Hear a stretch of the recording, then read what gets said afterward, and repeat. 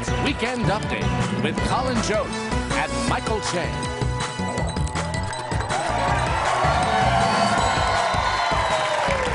Good evening, everybody. Welcome to Weekend Update. I'm Colin Jost. I'm Michael Che. Well, Colin, it's official. Donald Trump is the next president of the United States. United. You know, I didn't want Trump to win, but as a comedian, it is a little encouraging. Because people are always telling me, Che, you know you can lose your job for saying that. Now I'm like, no, I can't. How did this happen? Either Donald Trump is actually a genius, or Hillary Clinton hit a voodoo priest with her car. I don't think there's ever been two more unlikable candidates. Not one time in this election have I heard anyone say, you know what, I like them both. Donald Trump is now the oldest person ever elected president and has never held a job in government. If you're 70 and you have no experience, you couldn't get hired at Target.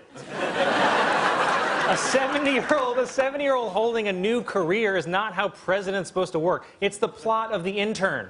A plot which Rolling Stone called pure fantasy. It's like if America needed life-saving surgery and we could have gotten one of the world's most experienced doctors, but instead we went with a guy wearing a hat that says, I'm a good doctor. Liberals did not see this coming because we're too segregated. It's like we forget there's another half of the country. I didn't think anybody would vote for Trump, just like I didn't think a Madea Halloween would be the #1 movie in America. I mean, who would choose that? Democrats got too cocky, man. They were like the Golden State Warriors, winning 73 games. They won so often that they didn't think they could lose again. But then they got their ass kicked in Ohio. And look, I know this outcome seems shocking, but remember, America's like Leslie Jones, addicted to white guys. I mean, sure, for a while, our friend Barry got us clean and sober for 8 years. But then Uncle Donnie rolled into town with a gold plane and a stack of cash, and he was like, one more hit of the white stuff won't kill you. People are blaming Trump's victory on racism. I disagree, because I'm racist. I didn't vote for Donald Trump. I think the election came down to feeling special. Donald Trump made white guys feel special again. He spoke directly to them. He made eye contact. He gave them little hats. He made white guys feel pretty and strong. He's like their Beyonce. 54% of white women voted for Trump. You don't think that had something to do with seeing their out-of-work, depressed husbands coming home from Trump rallies all jacked up and horny, ready to seize the day? What did surprise me was that 30% of Latinos voted for Trump. I even asked my Mexican friend, I was like, how could you vote for Donald Trump? And he said, Che, I'm Mexican. I'm Puerto Rican.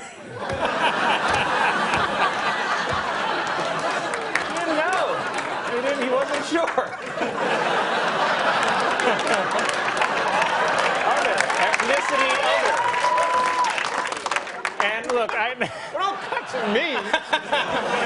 And look, I know that this seems like a huge step backwards for our country, but we have to remember that progress isn't just a straight line upwards, okay? It's a weird roller coaster where sometimes you're screaming for joy and other times you're barfing in your own face.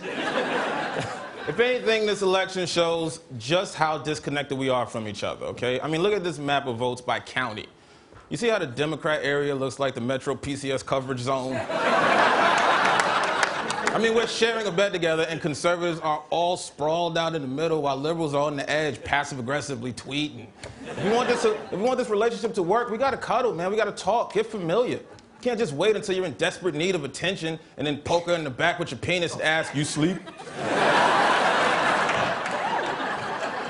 On Thursday, Trump went to the White House and showed us how brave he is by meeting face-to-face with the man who founded ISIS.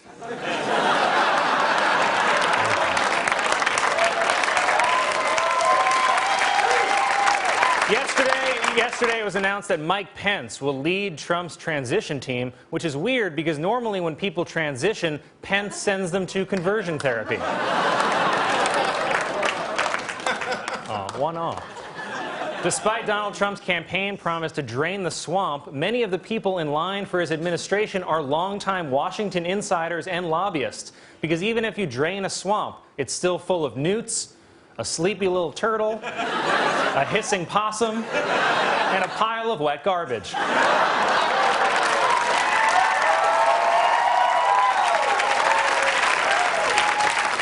You know you still got to drive to New Jersey, right? Just won't take the bridge. And please, people...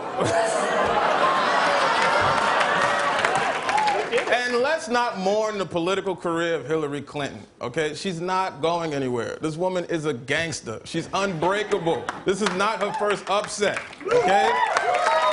Hillary Clinton once lost a presidential race to a black guy named Hussein, and she's still fighting. Hillary Clinton is like Roy Jones Jr. Every time she gets knocked out again, I'm like, why are you even still doing this? Do you need money? I'll give you money. I'm hopeful now that Hillary can finally have some time for herself. Like the day after the election, she was already spotted hiking in the woods near her house. And weirdly, she had already grown out a full David Letterman retirement beard.